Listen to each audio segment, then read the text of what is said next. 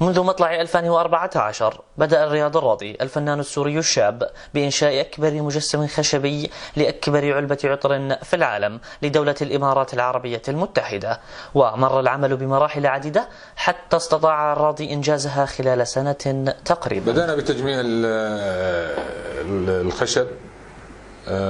بعد ما جمعنا الخشب وجهزناه، طبعا مقاس العلبة راح يطلع عندنا 230 ب 104 سنتي. انتقلنا، اخذنا جناب الخشب اللي بدنا نحفر عليها، اخذناها على مكنة الراوتر اللي هي مختصة بالحفر على الخشب. قمنا بالحفر الخشب، ثم عدنا الى تجميع المجسم الخارجي لعلبة العطر. بعد تجميع قمنا بوضع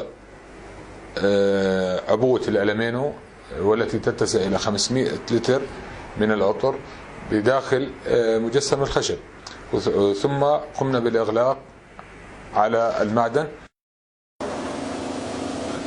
بعد أن أصبح المجسم الخشبي كاملا، انتقل إلى مرحلة طلائه ليأخذ شكلا جديدا أجمل مما كان عليه، ولأن الإمارات اعتادت أن تسجل أرقاما قياسية في موسوعة غينيس، تطمح هذه المرة أن تسجل رقما جديدا بأكبر علبة عطر في العالم.